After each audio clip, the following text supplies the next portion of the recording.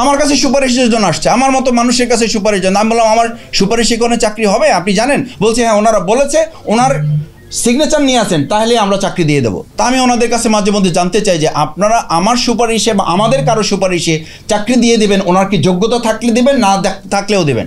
বলছে মাসুদ ভাই আমরা এটাতে অভ্যস্ত হয়ে গেছি, এরপর যদি কোনো অন্যায় করে তাহলে আমি বলতে পারবো যে এটা অমুকের সুপারিশ হয়েছে, আমার কোনো দায়বদ্ধতা নাই। দায়বদ্ধতাটা আমার ঘাড়ে, বন্দুকটা আমার ঘাড়ে রাখাটা হচ্ছে আমাদের আমলাতন্ত্রের একটা উল্লেখযোগ্য অংশের মানসিকতা। সেজন্য সুপারিশ যে আপনাকে খুব সম্মান করে ব্যাপারটা তা না। আপনার যে সুপারিশটা, এটার অর্থ এইটা নয় রাজনীতিবিদকে উনি খুব সম্মান করেন। এটার অর্থ হলো কোনো অকারেন্স করলে ওটা তার কাছে স্ক্রিন প্রিন্ট করা আছে, দেখাই দিবেন, দিচ্ছেন।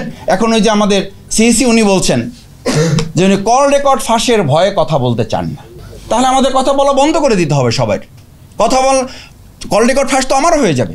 তা আপনি এমন কথা কেন বলবেন যে কল রেকর্ড ফাঁস হয়ে গেলে আপনি ভয় পান? তাহলে কথাই যদি না বলেন তাহলে আপনি ইলেকশন পরিচালনা করবেন কিভাবে? আর এমন কথা বলার ভয় আপনার মধ্যে কেন থাকবে যেই কথার মধ্য দিয়ে আপনি ভয় পান, যে কথা ফাঁস হয়ে গেলে আপনি বিপদে পড়বেন? তার মানে তো সামথিং রং।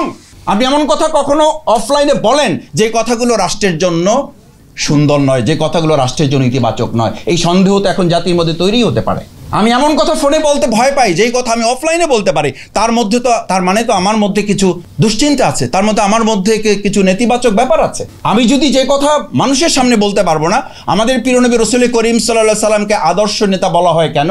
উনি পাবলিকলি যা ছিলেন উনি প্রাইভেটলি তাই ছিলেন। জামাত ইসলামী ছাত্র শিবির যখন রাজপথে মিছিল করেছে তখন তো আমরা বলেছি আমাদেরকে ঠেকানোর দায়িত্ব তো প্রশাসন, আমাদেরকে ঠেকানোর দায়িত্ব পাবলিক নেবে কেন?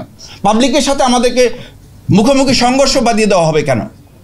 তাহলে আজকে যারা রাজপথে অন্যায়ভাবে নিষিদ্ধ হওয়ার পর, জামাত ইসলামী ছাত্র শিবির তো নিষিদ্ধ ছিল না, তারপরও তো আমাদের মিছিল শুরু হওয়ার আগেই লোকেরা বুঝতে পারতো, ওখানে পুলিশ, র্যাব, গোয়েন্দা সংস্থা এমনভাবে হাজির হয়ে যেত, দোকান, রিক্সাওয়ালা যারা ছিলেন আশেপাশে বলতেন যে এখানে কি ভাই জামাত শিবিরের মিছিল হবে নাকি?